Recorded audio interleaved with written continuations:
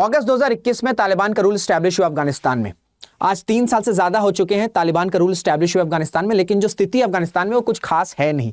चाहे डिप्लोमेटिकली बात कर लें, चाहे हम इकोनॉमिक टर्म्स में बात कर लें, हम ट्रेड के टर्म्स में बात कर लें, अफगानिस्तान रन कैसे करेगा इसमें डिफरेंस ऑफ ओपिनियन देखा जा रहा है। एंड सबसे इंपॉर्टेंट सिक्योरिटी कंसर्न है। जब से तालिबान का रूल स्टैब्लिश हुआ है तब से लेकर अब तक तालिबान के एक इंपॉर्टेंट लीडर पर असैसिनेशन अटैक हुआ है, सुसाइड अटैक हुआ जिसमें उनकी जान चली गई है, उसके साथ 4 और लोगों की जान गई है। और ये जो सुसाइड अटैक हुआ है इसकी जिम्मेदारी ली है आईएसएस खुरासन ने। देखिए सीरिया में भी क्या हुआ, सीरिया में जो असद की रजीम थी वो टॉपल हो गई, उन्हें लिटरली सीरिया छोड़ के रशिया जाना पड़ा और रेबल ग्रुप ने अपना एस्टैब्लिशमेंट सीरिया में कर लिया। रेबल ग्रुप की बात करें तो उसमें आईएसएस ग्रुप भी एक इंपॉर्टेंट रोल प्ले किया था इन टॉपलिंग दी असद रेजीम।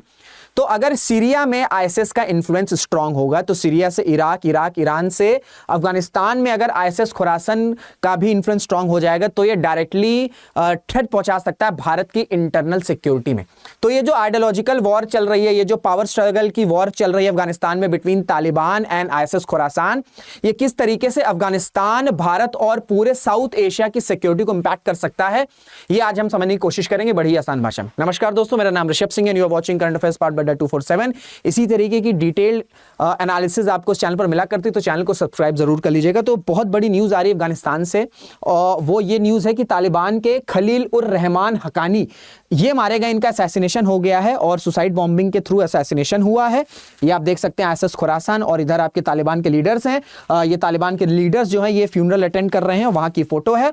और ये ग्रुप जो है आईएसएस खुरासान, इसी ने जिम्मेदारी ली है ये जो हकानी जो लीडर हैं, ये जो डेथ हुई है और सुसाइड बॉम्बिंग में डेथ हुई है। हकानी नेटवर्क के लीडर थे, सीनियर लीडर थे, ठीक है। देखिए तालिबान में भी ना कई सारे ग्रुप हैं, जो तालिबान रूल चला रहा है उसमें कई सारे ग्रुप हैं, और उसमें जो एक इंपॉर्टेंट ग्रुप है वो है हकानी नेटवर्क। तो हकानी नेटवर्क और जो तालिबान है इन्होंने मिलकर ही जो यूएस की गवर्नमेंट फोर्स, जो यूएस की फोर्सेज है, उन्हें लिटरली भगाया था अफगानिस्तान से और पावर जो है वो स्टैब्लिश करती है अफगानिस्तान में। तो हकानी नेटवर्क जो है वो अपने में ही काफी स्ट्रांग है, और इनके सीनियर लीडर का अगर असैसिनेशन हो रहा है वो भी आईएसएस खुरासन के द्वारा, तो ये बताता है कि अफगानिस्तान में जो सिक्योरिटी का मसला है वो बिल्कुल भी अच्छा नहीं है। अब आपको लग रहा होगा कि शायद ठीक है, अगर कोई तालिबान के अंदर कोई हकानी नेटवर्क है, अगर वो बहुत स्ट्रांग ग्रुप भी है तो उसमें ठीक है, अगर कोई लीडर को असैसिनेट भी कर ही दिया तो कौन सी बड़ी बात है। क्या बहुत इंपॉर्टेंट लीडर थे? जी हाँ, ये बहुत ही सीनियर इंपॉर्टेंट लीडर थे। खलानी की अगर मैं बात करूं, जैसे ही तालिबान ने रूल एस्टैब्लिश किया था अपना 2021 में, तुरंत जो काबुल को सिक्योर करने की जिम्मेदारी थी वो हकानी को दे दी गई थी। साथ ही साथ ये ऑपरेशनल कमांडर भी रहा है, ठीक है, ऑपरेशनल कमांडर भी रहा है जिसने अलकायदा को एड किया है अफगानिस्तान में।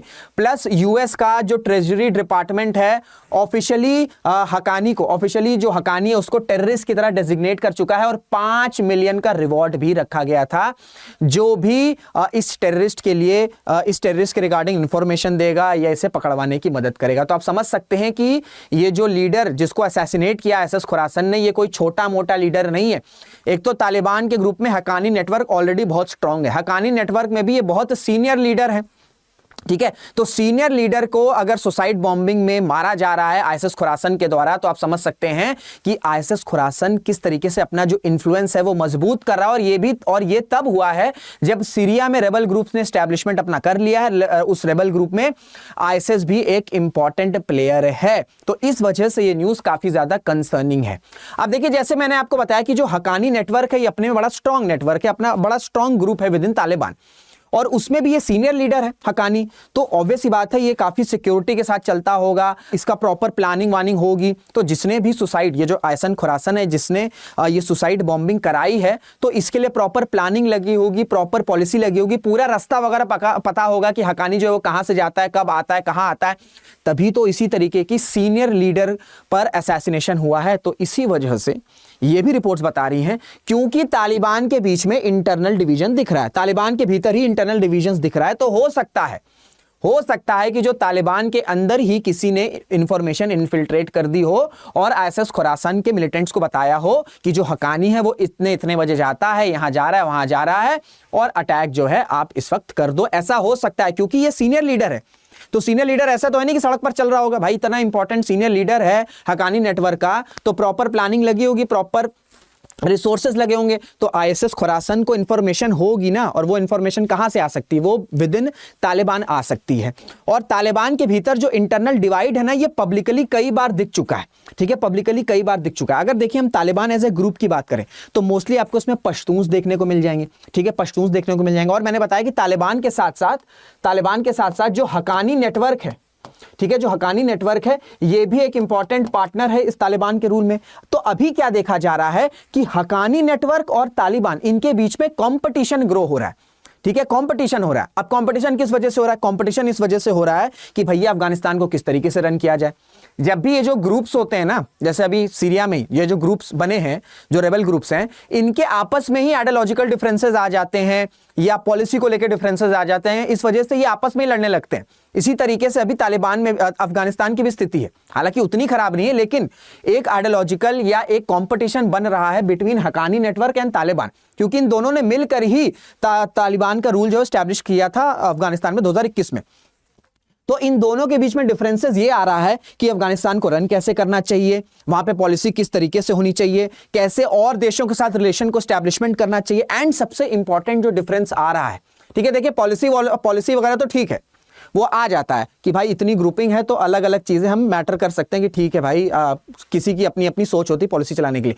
लेकिन जो सबसे इंपॉर्टेंट कंसर्निंग है वो ये है कि आपस में तालिबान के ग्रुप्स में आपस में ये आ रहा है कि किसके पास ज्यादा पावर रहेगी और किसके पास कितना ज्यादा प्रिविलेजेस रहेगा। तो जहां ये पावर स्ट्रगल आ जाता है, जहां पर ये पावर की इच्छा आ जाती है यार कि मेरे पास ज्यादा पावर रहना चाहिए, इस ग्रुप के पास कम पावर रहना चाहिए, वहां पर फिर हम देखते हैं कि वो एज अ ग्रुप जो है वहां पर डिवीजन आने लगता है, इंटरनल डिवाइड आने लगता है, जिसका फायदा आईएसएस खुरासान उठा रहा है। और इसी वजह से सुसाइड अटैक कर दिया और इतने सीनियर लीडर की हत्या हो गई, असैसिनेशन हो गया तालिबान का। तालिबान के भीतर भी जो हकानी नेटवर्क है, अब जैसे मैंने आपको बताया कि तालिबान में मोस्टली आपको पश्तून्स देखने को मिल जाएंगे, साथ में आपको हकानी नेटवर्क है। तो हकानी नेटवर्क और तालिबान, जो अगर हम हकानी नेटवर्क की बात करें तो इनका अच्छा खासा आपका इन्फ्लुएंस है ईस्ट साइड। ये अफगानिस्तान का मैप है, ईस्ट साइड इनका आपका अच्छा खासा इन्फ्लुएंस है। फिर साउथ में, साउथ रीजन है अफगानिस्तान का, इसमें आपको तालिबान का इन्फ्लुएंस दिख जाएगा। प्लस कुछ ऐसे एथनिक ग्रुप्स हैं जो पावरफुल फैक्शन है, जैसे तजिक हो गए और उज्बेक तालिबान हो गए, जो कि नॉर्दर्न, ये जो नॉर्दर्न रीजन है ना अफगानिस्तान का, यहां पर इनका से है। तो नॉर्थ में बात कर ले अलग ग्रुप है, ईस्ट में बात कर ले अलग ग्रुप है, ठीक है, फिर साउथ में आ जाए अलग ग्रुप है। तो इनके बीच में क्या हो रहा है, एक आइडियोलॉजिकल डिफरेंसेस आ रहा है, एक कंपटीशन बढ़ रहा है कि भैया कौन किस तरीके से चलाएगा और किसके हाथ में कितनी ज्यादा पावर रहेगी। प्लस एक और इंपॉर्टेंट डिफरेंस ये आ रहा है हकानी नेटवर्क और तालिबान के सुप्रीम लीडर के बीच में, कि इनके बीच में जो लॉ का इंटरप्रिटेशन है, जो रिलीजियस इंटरप्रिटेशन है ना, जो इस्लामिक लॉज का इंटरप्रिटेशन है, इसमें भी दोनों के बीच में डिवीजन देखा जा रहा है। अभी कुछ महीनों पहले ही तालिबान ने कानून निकाला कि जो महिलाएं हैं, जो लड़कियां हैं, वो गाना नहीं गा सकती हैं, वो तेज बोल नहीं सकती हैं, ठीक है, वो घर से बाहर निकलेंगी तो वो किसी और आदमी के साथ आई कांटेक्ट भी नहीं कर सकती। तो इस तरीके के बड़े स्ट्रिक्ट लॉ इंप्लीमेंट किए जा रहे हैं तालिबान के सुप्रीम लीडर के द्वारा। लेकिन इस स्ट्रिक्टनेस पर जो हकानी नेटवर्क है उनका सोच ये है कि इतनी स्ट्रिक्टनेस नहीं बरतनी चाहिए। जो मोरालिटी है, जो इतना हार्ड इंटरप्रिटेशन है, वो हकानी नेटवर्क उस हार्ड इंटरप्रिटेशन के फेवर में नहीं है। तो पॉलिसी को लेकर एक डिफरेंसेस देखा जा रहा है, ठीक है। फिर हम ये देख रहे हैं कि जो तालिबान के सुप्रीम लीडर हैं उनकी जो पॉलिसी है और जो हकानी नेटवर्क है उनके बीच में डिफरेंस ऑफ ओपिनियन देखने को मिल रहा है। प्लस सबसे इंपॉर्टेंट चीज कि किसके पास कितनी पावर रहेगी, किसके पास कितना ज्यादा प्रिविलेज रहेगा, ये पावर की वर्चस्व की लड़ाई भी हम देख रहे हैं। हालांकि वो लड़ाई अभी उतनी बढ़ी नहीं है, लेकिन धीरे धीरे रिफ्ट हम देख रहे हैं। और कई बार हम पब्लिकली भी देखें, ठीक है, पब्लिकली जो है सिराजुद्दीन हकानी, इन्होंने अपनी स्पीच पे डिसएग्रीमेंट का सिग्नल दिया है। अगर पब्लिकली किसी ग्रुप के विदन पब्लिकली अगर इस तरीके के डिसएग्रीमेंट दिखते हैं तो आप समझ सकते हैं कि स्थिति बढ़िया नहीं है। हालांकि तालिबान ने ये बोला है कि किसी भी तरीके का कोई डिवाइड नहीं है, सब जितने भी ग्रुप्स के लीडर्स हैं उनके बीच में फ्रेंडशिप है, उनके बीच में प्यार है, लेकिन जो रियलिटी है शायद वो अलग दिख रही है। इसी वजह से जो आईएसएस खुरासन है ये अपना जो इन्फ्लुएंस है वो धीरे धीरे करके, जो पहली बात तो अफगानिस्तान का जो खुरासन प्रोविंस है, ठीक है, मैप पे आपको दिखाना चाहूंगा, ये अफगानिस्तान है और इधर आपको खुरासन दिख जाता है। और ये सिर्फ ये जो आईएसएस खुरासन है ना, ये सिर्फ अफगानिस्तान की प्रोविंस की बात नहीं करता है, ये ग्रेटर खुरासन में आपको उज्बेकिस्तान के कुछ एरियाज, इधर के कुछ एरियाज देखने को मिलते हैं। तो ग्रेटर खुरासन, ठीक है, इनका ये एस्टैब्लिशमेंट है। तो इनका ऑब्जेक्टिव ये है कि इधर अराउंड जितने भी एरियाज है वहां पर ये आईएसएस का एस्टैब्लिशमेंट कर दें, इन्फ्लुएंस कर दें। इसके बाद ये फिर इनकी सोच ये है कि फिर फर्दर ये साउथ एशिया की तरफ अप्रोच करेंगे। इस वजह से ये न्यूज जो है वो भारत की इंटरनल सिक्योरिटी के लिए बिल्कुल भी अच्छी नहीं है। देखिए जुलाई 2024 में ही यूएन मॉनिटरिंग की एक रिपोर्ट आई थी जिसमें इन्होंने ये बताया है, यूएन ने ये बताया है कि जो फाइटर्स हैं वो 4000 से 6000 हो चुके हैं। पहले 4000 फाइटर थे आईएसएस खुरासन के, अब वो 6000 बढ़ चुके हैं। प्लस ये जो असैसिनेशन हुआ है, हकानी को जो मारा गया है, उसमें ये दिखाता है कि इनका इन्फ्लुएंस कितनी तेजी से बढ़ रहा है। मैप में आपको मैं लोकेशन भी थोड़ा सा बता दिया, आपको समझ में आ जाएंगी चीजें। प्लस यूएन रिपोर्ट जो है, ठीक है, जो यूएन रिपोर्ट जुलाई में, उसने ये भी बताया है कि जो आईएसएस खुरासन है इन्होंने अपनी फाइनेंशियल और लॉजिस्टिकल कैपेबिलिटीज को भी इंप्रूव कर दिया है और रिक्रूटमेंट को इंटेंसिफाई कर दिया। ठीक है, जो रिक्रूटमेंट है उसको इंटेंसिफाई कर दिया है। और बहुत सी रिक्रूटमेंट ये कैसे कर रहे हैं, तालिबान के फाइटर्स हैं उन्हीं को रिक्रूट कर ले रहे हैं अपने में। और तो इनकी फाइनेंशियल कैपेबिलिटीज भी बढ़ी है, इनकी लॉजिस्टिकल कैपेबिलिटीज भी बढ़ी और इनकी रिक्रूटमेंट प्रोसेस भी इंटेंसिफाई हो गया है। तो इस वजह से आप समझ सकते हैं कि इनका इन्फ्लुएंस धीरे धीरे करके बढ़ रहा है अफगानिस्तान में। और जो मोस्टली टारगेट करते हैं, ये इनका टारगेट रहता है जैसे एम्बेसीज हो गए, फॉरेन एम्बेसीज हो गए, होटल्स हो गए, टूरिस्ट हो गए, सो दैट स्टेबिलिटी ना पाए। प्रॉब्लम ये होती ना, ये जो आपस में लड़ाई होती ना, तो वो जो देश है ना, वो उसके सिविलियंस, उस देश की इकोनॉमी, उस देश का डेवलपमेंट पूरी तरीके से खत्म हो जाता है, ये आइडियोलॉजिकल और ये इस सब के चक्कर में। तो इन सबको टारगेट करते हैं। प्लस जो सीनियर तालिबान के लीडर्स हैं उनको टारगेट करते हैं। 1000 सिविलियंस है, ठीक है, जो 1000 सिविलियंस अफगानिस्तान में, एथनिक अफगान माइनॉरिटी, इनको भी परसिक्यूट किया जाता है, इन पर भी अटैक किया जाता है।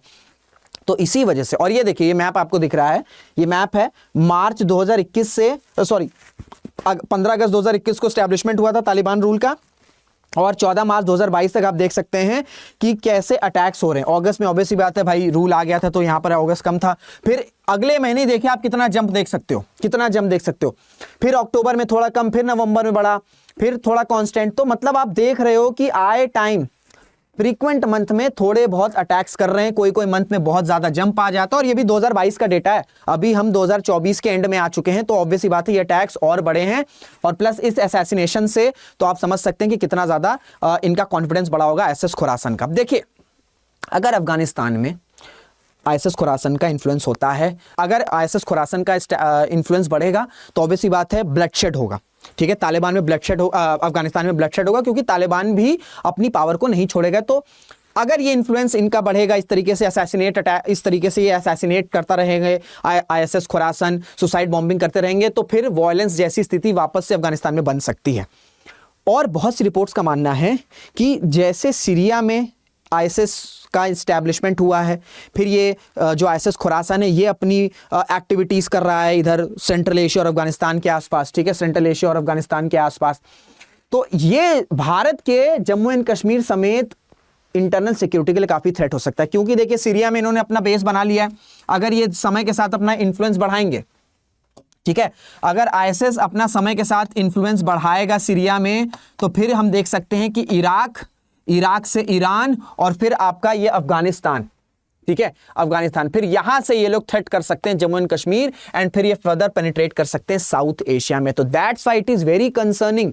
अगर आईएसएस खुरासन का इन्फ्लुएंस बढ़ रहा है अफगानिस्तान में, तालिबान के सीनियर लीडर को अगर उसने असैसिनेट कर दिया इस ग्रुप ने, तो भारत को विजिलेंट होना पड़ेगा, भारत को अलर्ट होना पड़ेगा, क्योंकि ऑलरेडी पाकिस्तान से एक थ्रेट है। फिर उधर अभी देखिए हम तालिबान की बात करें तो वो बहुत ज़्यादा टफ स्टांस नहीं रख रहे इंडिया के अगेंस्ट, क्योंकि उनको पता है अफगानिस्तान को चलाना है तो भारत की ज़रूरत पड़ेगी। लेकिन अगर आईएसएस खुरासान कल को कुछ सालों बाद, कुछ डेकेड्स बाद अगर अफगानिस्तान में अपनी पावर स्टैब्लिश कर लेता है, अपना इन्फ्लुएंस कर लेता है, तो बहुत बड़ा सिक्योरिटी थ्रेट अफगानिस्तान पाकिस्तान के जरिए जम्मू एंड कश्मीर और फिर फर्दर इंडियन स्टेट्स पर आ सकता है। तो इसी वजह से पूरे साउथ एशियन रीजन को एक साथ आना होगा। ठीक है, पूरे साउथ एशियन रीजन को एक साथ आना होगा, क्योंकि देखिए ऐसा नहीं कि अगर इंडिया में टारगेट होगा तो उसका इंपैक्ट फिर चाइना पर नहीं पड़ेगा, बांग्लादेश पर नहीं पड़ेगा, फिर उधर म्यांमार पर नहीं पड़ेगा, क्योंकि इनका पूरा इन्फ्लुएंस यही है। मिडिल ईस्ट, पहले यूरोप, मिडिल ईस्ट, ठीक है, south Asia, south east Asia, ये पूरा इनका प्लान है कि किस तरीके से पेनिट्रेशन करना है। तो ये जितने भी साउथ एशियन ग्रुप्स हैं, इनको अपने डिफरेंसेस को साइड रखना होगा, साथ आना होगा, सो दैट जो है ये जो आईएसआईएस खुरासान है इसके थ्रेट को काउंटर किया जा सके। तो ये पूरा न्यूज़ है कि ये जो असैसिनेशन हुआ अफगानिस्तान में, किस तरीके से वो भारत के इंटरनल सिक्योरिटी को हैम्पर कर सकता है। मैंने बड़ी आसान भाषा में समझाने की कोशिश करी, मैप्स वगैरह के थ्रू। अगर आपको अच्छा लगा होगा वीडियो तो इसे शेयर जरूर करिएगा, लाइक जरूर करिएगा, कमेंट जरूर करिएगा, क्योंकि आप शेयर करते हैं, लाइक करते हैं, कमेंट्स करते हैं तो हमें भी मोटिवेशन आती है कि हम इस तरीके से क्वालिटी कंटेंट आसान भाषा में आपको देते रहें, सो दैट आप अवेयर हो, आप इन्फॉर्म्ड हो। और चाहे आप एस्पिरेंट हैं, चाहे आप वर्किंग प्रोफेशनल है, सभी के लिए वीडियोज रहती हैं। इस वजह से शेयर जरूर किया करें डिफरेंट ग्रुप्स में। तो इसी के साथ इस वीडियो को एंड करते हैं, मुलाकात करेंगे आपसे अगले वीडियो में। जय हिंद, जय भारत।